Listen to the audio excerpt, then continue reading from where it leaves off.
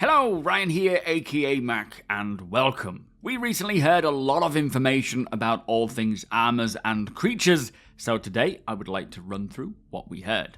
As always, a huge thank you to all of my patrons and channel members. Thank you so much for the support.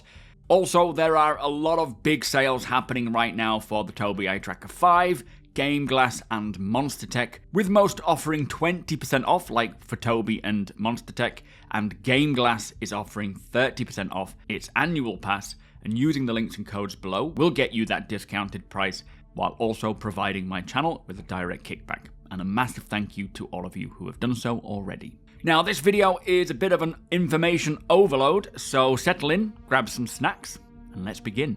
Now, the first lot of questions are all about our armor, our suits and clothing, starware and all that kind of stuff. Other than combat suits, are engineering, mining, and other industrial suits coming along as well. The mining suit will have its own dedicated mining visor that will allow you to scan the local area and learn more about what resources are nearby. It will also offer great environmental protection, as players will often need to be in inhospitable locations when mining, with many planets having different temperatures and other elements.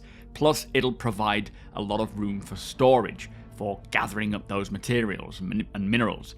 Now, this suit, it sounds like, is quite far along, as they did mention that we were supposed to be seeing it at CitizenCon this year during the Dress to Kill panel, but apparently it wasn't quite ready.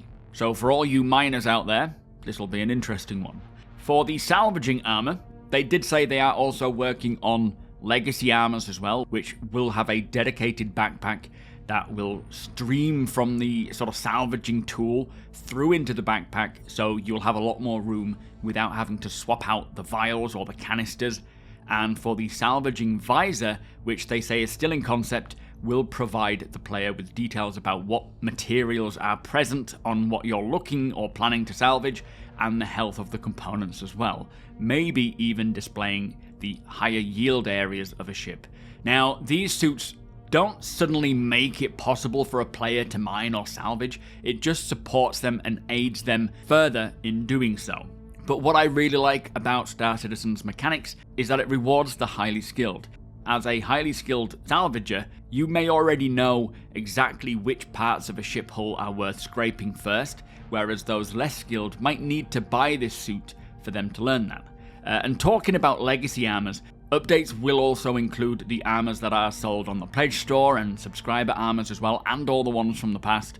They will all be getting updated to use this new stat system like the roles and specializations, which is great to think all of these other armors are being updated to be more specific to certain areas of gameplay. And we've had them in game for so long, and aside from very slight differences like alpha and environment protection and so forth, it is going to be even better. Next question, will we see armor variants of different size types, like a light tracker for example? And how will those full set bonuses differ from the shown examples? And they say yes, absolutely, we will see a lot of different weight classes for each role. Main differences, as you can imagine, will be the usual protection versus mobility for both on foot and in flight. But there will be many other individual differences as well. For example, there is currently a light, medium and 2 heavy hunter suits, and they are all best in their class at scanning for life forms, but the heavy will likely be a little bit better at it than the light, but then the light has better stealth and allows the wearer to be much faster as well. So giving players the choice on which one to take based on the mission and the target at hand. Now, this I suppose is just the fundamentals of armor balance, but I do love this aspect in Star Citizen, as it gives the player items that you want to attain and work towards, and then planning accordingly and getting set up accordingly based on the mission at hand to maximize the potential chance of finishing it and completing it. Now, the full suit feature is not an arbitrary buff. Not all suits will have this option though, but it is very systemic. So if you put a stealth armor on, then it will mask whatever emissions your arms are giving off. So you will need the full set to be completely hidden. So if you are missing a piece of armor, then that area of your body will be giving out or giving off emissions. So it isn't like suddenly it all clicks. It is literally each part of you will give off an emission, and as you layer this armor on, that will then stop that from happening. Next question, what can you tell us about non-combat, non-industrial specialization armors and clothing, like medic or repair armors? And they say yes, there will be suits for all these areas as well, but for the medic, for example, it's not just going to be a medic suit, light, medium, heavy. It'll be very role specific. So for example, you could be a first responder, so being quick and light to go and help someone, versus a frontline medic who might need a little bit more armor to protect them against gunfire. The visors as well on their helmets will help to locate those who need medical help with pinging and scanning, and they will likely highlight the patient's vital signs so that you can see at a glance their situation. So easier to triage if there's been a big disaster. The visor may also pop up with a notification if a player in your party goes down. Also, the medic suit may allow the wearer to refill med pens rather than just discarding them. Now, this is kind of interesting. So using these suits to help not just streamline the process of performing in that role, but allowing you to recharge your team's med pens or refill them. But again, you don't have to wear them to do your job as a medic, but they will certainly help out. Now, they say that hacking is coming in soon. That could be a soon TM rather than an actually soon, we don't know yet. But they have just started concepting the tech suit, which refers to hacking, allowing the wearer to potentially remote hack so you don't need to go physically to the terminal. Now, its visor will also be contextual, and one option that they are exploring is the ability for the wearer to maybe be able to remotely charge the magazines of others in their group. And one of the features for some combat armors that we have heard about in the past is the ability to trickle charge energy magazines, so increasing the trade-off between ballistics versus energy weapons. But there is also a racing suit, as we saw at CitizenCon, as well as environmental suits for exploration, protecting the wearer from the different temperatures, corrosion, radiation, allowing players to actually travel to these really harsh locations. Also, soon, not all suits will have EVA capabilities, and some will be specialized in EVA, which will bring a lot of benefits to, or if you need to EVA. Now, this is all going to really expand on the game experience and give players things to want to acquire and work towards, collecting suits for the roles that they enjoy. But also, when it comes to looting and finding dead bodies at various locations throughout the verse, the suit and clothing of the deceased will be so much more valuable and potentially useful as well, and it gives every single piece of armor purpose, and it's not just about aesthetics. Even if you don't want to keep the item, it'll have a much greater resale value, especially to players. I can't wait to have a collection of armor sets up and ready for whatever I'm planning to do. And also, don't forget, one day, I don't know when, hopefully for 4.0, but it doesn't look like it, pieces of armor and clothing will become actual physical pieces of armor in the verse, not just a box. They will be the actual representation of that item. Now, next question is, are the extra pouches that we saw at last year's CitizenCon still a thing? And yes, they are still in the plans, but not actively getting worked on right now. And if you don't remember, these are kind of attachable pouches that we will be able to clip onto our clothing in some fashion to offer additional storage. So a nice handy choice for customizing, but yeah, shame they're not in production right now, but I guess this stuff with the armor might be taking priority. Next question is, will there be reputation, guild, or org clothing items made available that gives special stat bonuses or armor capabilities? Now, they say the majority of armor blueprints will be unlocked via guilds and your reputation with them. Player orgs will allow you to customize armor with logos and color schemes, but that is just cosmetic, like we saw at CitizenCon, being able to have the SM Borg logo on and whatever color we choose. But guilds will offer very specialized armor blueprints that are for extremely rare armor types that you will unlikely find out in the verse, and these need to be earned in-game. But it is safe to say that even if you don't pursue that guild reputation path, there is still likely going to be a good chance that if you find a downed player ship, looting it and the bodies of its occupants may result in finding some extremely rare and interesting things. And this is why I love the off-grid organic gameplay so much, because you never know what you're going to find inside someone's ship. Next question is, when we lose subscriber armor, do we use insurance or recraft it or a blueprint?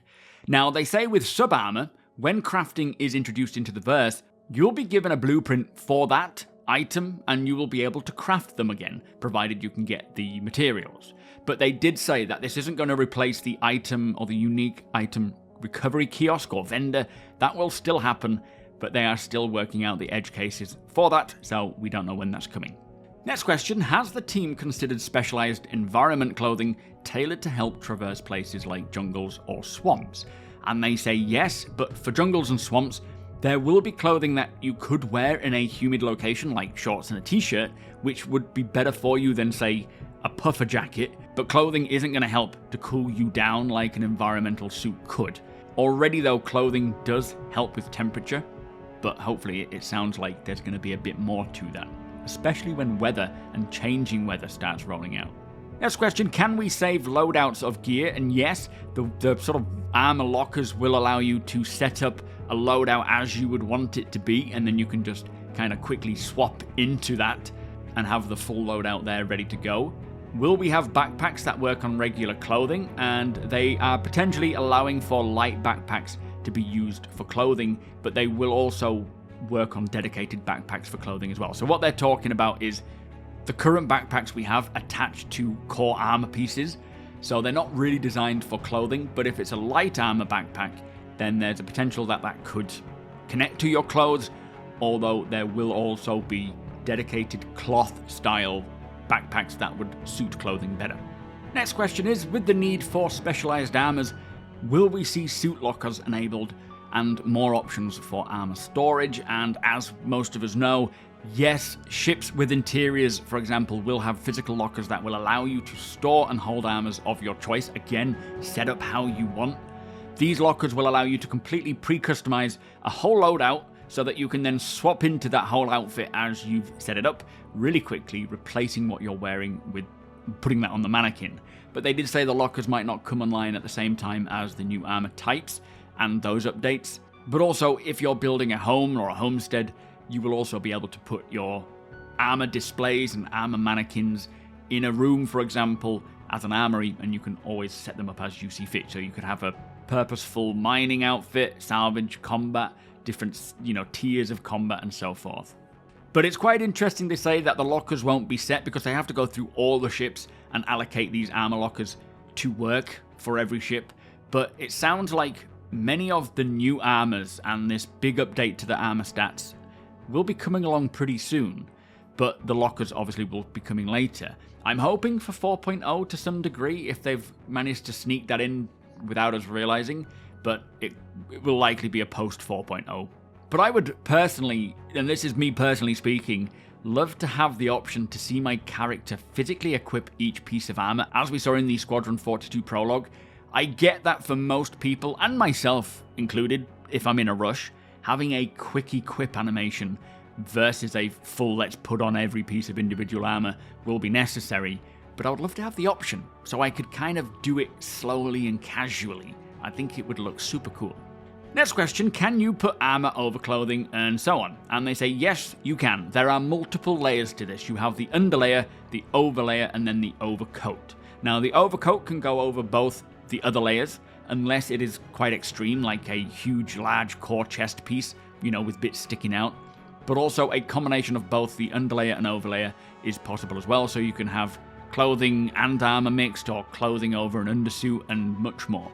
Now, there does sound to be a few exceptions here, but ultimately this is a huge win that I am extremely happy to see come along, and many of you, I'm sure. It was one of the most requested things, is to be able to combine armor and clothing, and it will open up a massive amount of potential for unique styles and outfits that just look super cool, while also offering protection and other additions. So I can't wait to see what combinations I can come up with just to get my character looking exactly as I want him to. Next question, can we mix dress types to be more versatile at the risk of maybe losing the max overall stats? And yes, absolutely. Mixing some random armor pieces may get you exactly what you want for a specific scenario, but again, there may be some limitations there. For example, you won't be able to wear heavy core armor, heavy arm armor, and a backpack, and then run around with light or, no leg armor at all, as the armor would be just way too heavy for your legs to support, especially, as he says, armors are getting a bit heavier. But I am very happy to hear this, that the system is going to be versatile to really achieve some unique, specific sets for exactly what you need, depending on what you're doing or your skills. But it is still grounded in logic, makes sense, and will not look stupid or ridiculous. Next question is parachutes. And they say yes, but not necessarily parachutes. Something more sci-fi and Star Citizen in style. Could be jetpacks, as well as other options. Personally, I would like to see an old school parachute, as well as things like jetpacks and other options. I think it would be pretty cool to just bail out of a ship and float down to the planet, but also have the option for things like jetpacks or some sort of quick halo landing. That would be so cool. I suppose the potential is huge. And we don't need to just see one type. Next question, will flying with backpacks still be possible, or will we need to stow them? Now, you will need to stow them, but this will depend on the ship and the seat. Pilot seats will need to be stowed, but dropship seats, for example, will have an automatic stow function, meaning when you sit in the dropship seat, it will automatically detach and then reattach when you stand up and you're ready to jump. Now, again, personally, I do prefer things not to be automated or faked because it kind of breaks that immersion, but I get why they're doing this, and I'm sure it will be very helpful and bring a big benefit to using a dropship versus other ships. Again, this kind of goes to that realism versus fun. It is still a game, and sometimes those rules need to be changed, but yeah, personally, I would just like it to be as simulated as possible. Now, the next questions are all about creatures, the Valar, and so on. First question is, couldn't we just Moab the Valar? So basically drop a huge bomb on it. And they say, firstly, the Moab is going to be expensive to craft. Ordnance in the real world is damn expensive, and this will be reflected in the verse as well. So you will have to really want to use a Moab and think about whether it's going to be worth it. But secondly, in the case of the Valar, if you're going to drop a Moab on it, you will completely obliterate any harvestables that it could provide. So if you are planning to actually kill it for the resources it drops, then a Moab would be a bad choice. This makes sense and is a good trade-off, giving players the choice to do so if they want to, but there are side effects and downsides to it. Next question is, will the Valar be a world boss type of encounter, or will it be a MOBIGLASS mission? Now, they say that they don't want this type of encounter to be a MOBIGLASS specific mission, and they do have plans already for how this type of encounter will happen, and it is nothing that we have seen in Star Citizen before, they say, but it will be by way of an event, and there will be something you need to do to draw it out to a certain location with multiple stages in doing so. Now, firstly, very happy to hear that they mentioned this isn't just going to be a simple, repeatable Moby mission. The game, the environments, and creatures are systemic. And if you head to the location where the sandworms kind of live and begin to entice it out using a ground vehicle, even if you're not doing a mission, you just go there and start driving around in the vicinity where they're found, then they should come to you, so long as you are not otherwise engaged, of course, which I really like. But for an event, it should be pretty interesting, but I much prefer the organic method of searching for one and calling it out. Now, the dev also did mention that with the game being so systemic, they don't know yet what will happen if you draw a sandworm towards someone's base, and I kind of like this, as it is a choice to build a base within Valar territory, and in doing so, you are putting yourself at risk. You should still be able to, if you wanted to do that, you should still be able to build a base wherever you want within reason. But there may be consequences, and I really like this idea. Oh, and also, the sandworm, they say, is not the biggest creature. The biggest creature is actually going to be found on Castra, which they say makes the Valar look small. Now, Castra is one of the 5 systems coming with Star Citizen 1.0, so I am definitely heading to Castra. Next question, what is the reason the Valar is now showing up in Pyro when it was originally meant to be found in Lair? And they say the idea from narrative is that people may have taken juvenile Valar from Lair and smuggled them to other places. There is still a lot more to work out here, but that's one option. Personally, I am quite happy to see these creatures popping up in other areas, especially if it brings the Valar to the verse quicker than it would if they had to build the full Lair system. They can always expand on the lore to make them fit, and smuggling is something that could have happened, and there could be gameplay surrounding that, stopping smugglers from bringing in creatures. It would be kind of cool. Next question, will the Valar travel over long distances, or will they stay local to your area to trigger a boss fight? Now, the Valar does move underground and travels. We didn't get to see this for the demo because it wasn't working, but I think what the question was probably really asking is, how big is the Valar's territory, and how much of a distance can it travel, as that would be very interesting to learn, and would actually be an interesting investigation / science mission to do with the org, studying these creatures like the Valar, learning things, taking notes on it and sharing that over the spectrum for others to learn. I think that would be a real cool sort of set of org-made missions.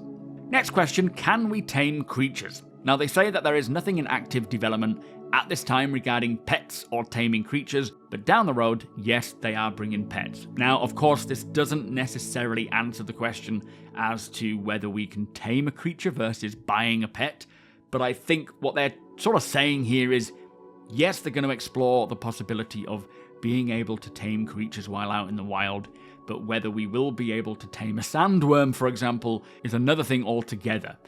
Next question, was the Burial Stalker cancelled? And they say no, they are very keen to bring all of the creatures that we have seen, and many that we have not, into the game. It was actually in the upcoming matrix of creatures, along with variants as well, so really nice to hear variants there for the Burial Stalker, as we have seen with the Quasi-Grazer. They have also left, they say, a few spots free for other creatures beyond what was shown, to include any cool ones from the community, or if a director suddenly decides they want something too.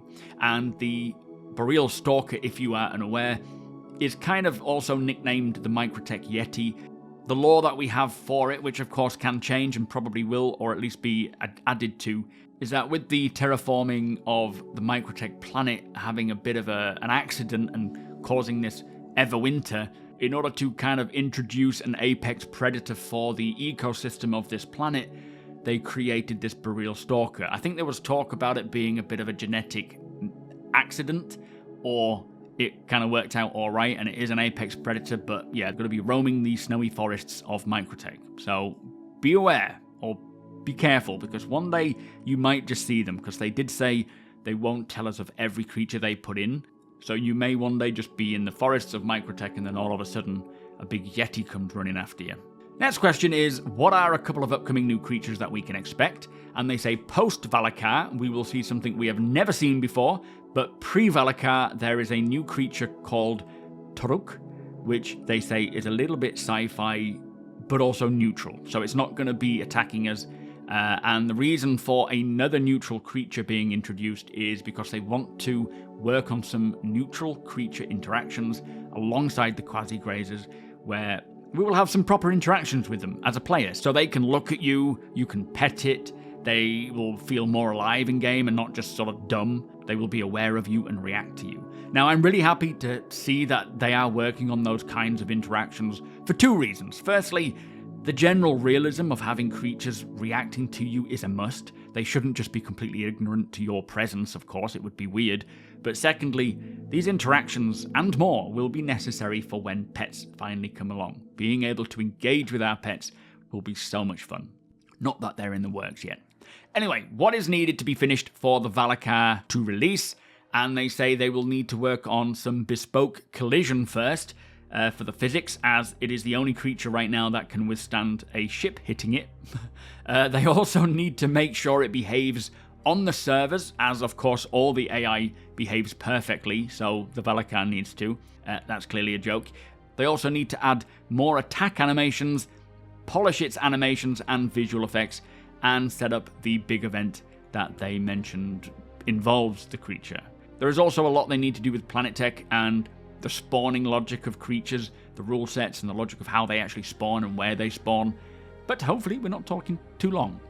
But that is it for this video. That was a massive information overload for all things characters and creatures. Tons of exciting things on the way for these areas, and a lot of it isn't far off. In fact, a lot of the armor stuff is probably already rolling out. The creature stuff with Quasi-Grazers, that's already out, so some great things coming there, and that was a really good episode of Star Citizen Live, especially considering the unedited voice for this video right now is over 30 minutes, so I really need to stop. If you made it through the whole video, I love you. Thank you so much. With that said though, please do consider subscribing if you enjoy my content. Also, I am streaming on a Monday, Wednesday, Friday, 2 or 6 p.m. GMT here on YouTube and over on Twitch. The link is below. Hit the thumbs up if you don't mind, it does the channel a big favour. Tick that notification bell if you'd like to be notified when my videos go live. A huge thank you to my patrons and channel members. Cannot do it without you guys. Make sure you take advantage of those Black Friday deals. All the links are below. Thank you for watching, and I'll see you in the next one.